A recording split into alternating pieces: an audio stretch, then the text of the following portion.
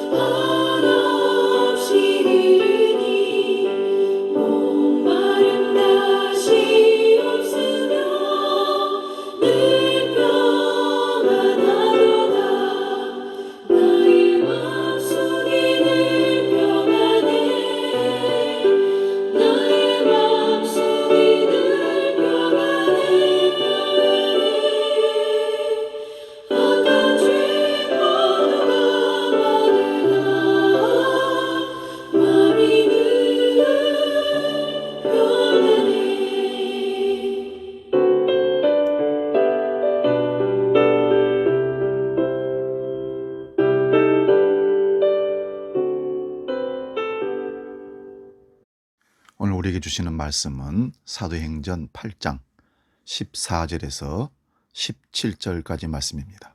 신약성경 200페이지에 있습니다. 이 말씀 봉독할 때에 살아계신 주님의 음성을 들으시기 바랍니다. 사도행전 8장 14절에서 17절까지 말씀입니다. 봉독합니다. 예루살렘에 있는 사도들이 사마리아도 하나님의 말씀을 받았다 함을 듣고 베드로와 요한을 보내매 그들이 내려가서 그들을 위하여 성령 받기를 기도하니 이는 아직 한 사람에게도 성령 내리신 일이 없고 오직 주 예수의 이름으로 세례만 받을 뿐이더라. 이에 두 사도가 그들에게 안수하며 성령을 받는지라. 아멘. 봉독한 말씀으로 마음의 벽을 허뭅시다. 이런 말씀으로 말씀을 상고하며 은혜를 나눕니다. 마음의 벽을 허뭅시다. 여러분, 벽은 단절이고 자기와 타인을 가르고 소통을 방해하는 장애물입니다. 성경에는 유대인과 사마리아인과의 벽이 아주 강력하게 세워져 있어서 왕래나 마음의 나눔을 할 수 없는 장애물로 존재하고 있었습니다. 마치 우리나라가 남북이 철조망으로 군사들과 무기들로 장벽을 만들고 왕래를 못하게 하는 것처럼 말입니다. 그래서 사도행전의 가장 중요한 요절 말씀인 사도행전 1장 8절에는 성령의 권능으로 벽을 허무는 복음의 확장 예고를 말씀하고 있습니다. 그래서 이 말씀이 어떻게 성취되는가를 자세히 살펴보는 것이 사실 사도행전입니다. 그래서 사도행전을 읽을 때 유대인들과 이방인들과 민족과 민족이 어떻게 하나가 되어지는가를 교회라는 공동체를 통해서 성령이 하시는 일을 통해서 우리가 보게 되는 것입니다. 그것을 읽어내는 것이 사도행전입니다. 그럼 지금까지 왔을 때 예루살렘과 유대까지는 확장되었고 이제 사마리아에 와 있습니다. 오늘 본문 말씀이 그거예요. 지금까지는 예루살렘과 유대까지는 복음이 확장되었습니다. 핍박이라는 도구를 통해서 하나님은 그렇게 확장시켰습니다. 근데 이제 사마리아에 와 있는데 복음이 사마리아로 확장될 때 해결되어야 할 것이 있었습니다. 그것이 바로 마음의 벽을 허무는 것입니다. 유대인들은 안 그래도 영적 우월감을 가지고 있는 민족입니다. 민족성은 쉽게 사라지지 않습니다. 우리의 본성이 쉽게 바뀌지 않는 것처럼 말입니다. 일본과 우리의 관계가 그렇습니다. 이것은 예수님을 믿어도 쉽게 변하지 않는 것을 봅니다. 유대인으로서 영적 우월감에 더해 성령 강림의 특별한 경험을 가진 예루살렘 교회 성도들에게 특별히 필요한 과정이 있습니다. 그것이 바로 마음의 벽을 허무는 과정입니다. 유대인과 사마리아인 사이에 높디 높은 벽을 허물지 않으면 복음 확장의 걸림돌이 됩니다. 하나님은 이 벽을 허물기 위해서 어떻게 하실까요? 먼저 낮추십니다. 사도행전 2장에 보시면 오순절 성령 강림 사건이 있었습니다. 어디에서 있었던 사건입니까? 예루살렘에서 있었습니다. 예루살렘 마가 다락방에서 베드로와 요한이 경험했던 성령 임하심이 사마리아에도 그대로 재현되어야 한다는 것입니다. 왜냐하면 예루살렘 성도들은 유대인입니다.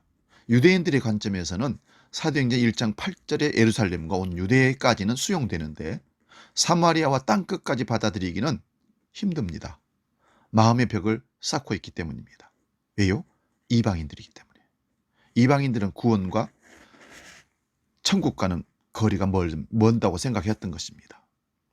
이 마음의 벽이 복음을 전하는데도 장애가 될 수 있다는 사실입니다. 말씀을 살펴봅니다. 예루살렘에 있는 사도들이 한 가지 소식을 들었습니다. 사마리아 사람들이 하나님 말씀을 받았다는 얘기입니다. 예수님을 믿고 세례를 받았다는 소식도 들었습니다. 예루살렘 교회는 대패로 갈 수 있는 베드로와 요한을 사마리아로 급파합니다. 베드로와 요한이 사마리아에 도착했습니다. 그리고 사마리아 사람들이 성령 받기를 기도했습니다. 그러자 사마리아 사람들이 성령을 받았다는 것입니다. 사마리아 사람들은 하나님의 말씀을 듣고 예수님을 믿었습니다. 12절 말씀을 봅니다. 빌립이 하나님 나라와 및 예수 그리스도의 이름에 관하여 전도함을 그들이 믿고 남녀가 다 세례를 받으니. 여러분들이 전도되어져서 예수 그리스도를 믿는다고 교회를 나올 때 예수님을 믿었습니까? 하나님께서 여러분을 믿게 했다고 생각하십니까? 두 번째지요. 하나님께서 여러분을 믿게 해주심으로, 믿음을 주심으로 믿어진 겁니다.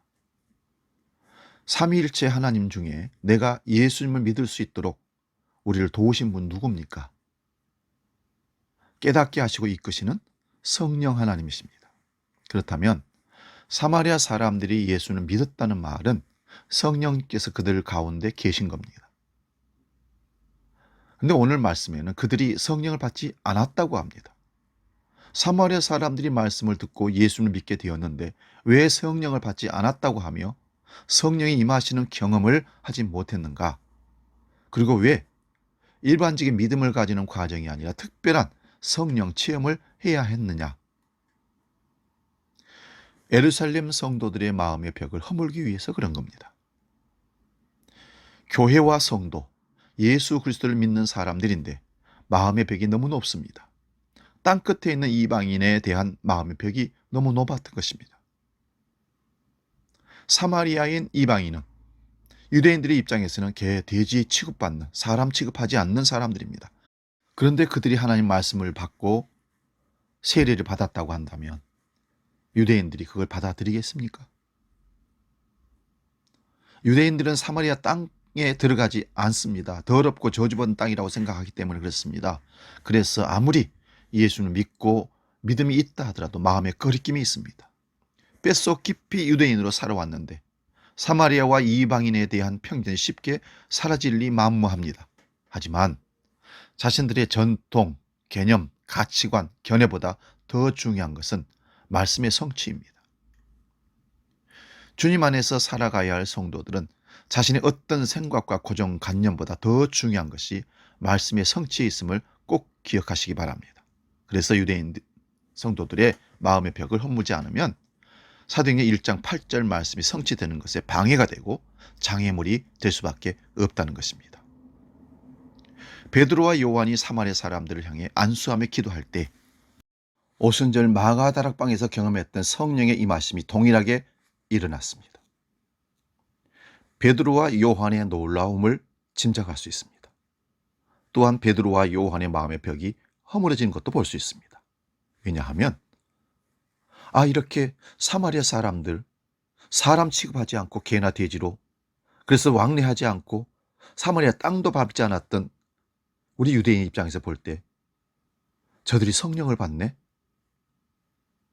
이게 충격이었을 것입니다. 그리고 두 사람이 그 광경을 다 보고 예루살렘에 돌아가서 오순절 성령의 임하심이 사마리아 성도들에게도 동일하게 일어났음을 알렸을 것입니다. 예루살렘과 사마리아의 성도가 같은 경험을 하게 된 겁니다.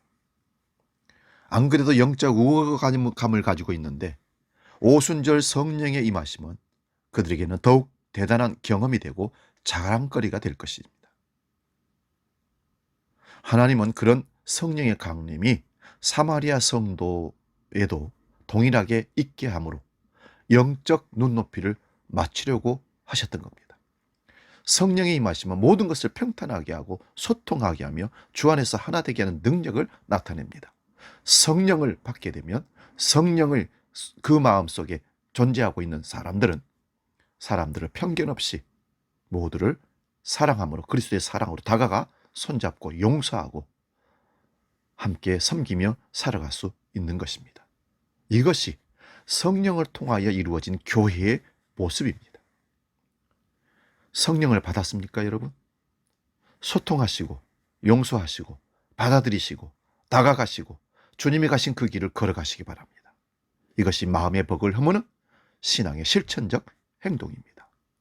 성령이 임하시면 너희가 권능을 받고 예루살렘과 온 유대와 사마리아와 땅끝까지 이르러 내 증인이 되리라 하신 말씀, 그것이 성령이 우리에게 하시는 일들입니다. 오늘 우리가 마음의 벽을 쌓고 있는 가족, 형제들, 이웃들, 직장 동료들 있다면 성령의 권능의 능력을 받으셔서 다가가셔서 손잡고 용서하시고 섬기고, 그리하여 그리스도 예수의 아름다운 덕을, 복음을 전하여 성령의 역사를 체험할 수 있기를 주의 이름으로 축원드립니다. 이 시간 우리 성령이 오셨네 찬양 함께하고 기도하고 마치겠습니다.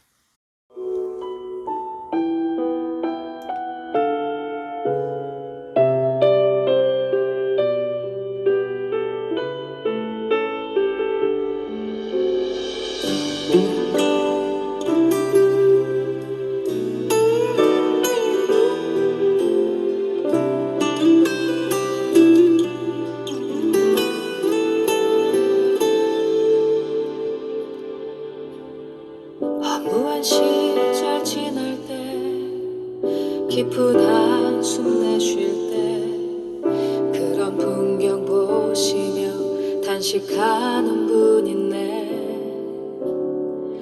고와 같이 너희를 버려두지 않으리. 내가 너희와 영원히 함께하리라.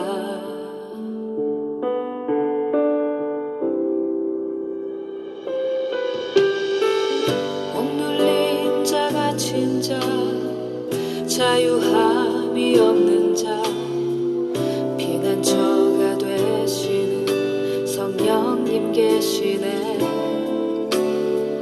주의 영이 계신 곳에 참 자유가 있다네. 진리의 영이신 성령이 오셨네. 성령이 오셨네. 성령이 오셨네. 내 주에 보내신 성령이 오셨네. 우리 인생 가운데 친히 찾아오셔서 그 나라 꿈꾸게 하시네.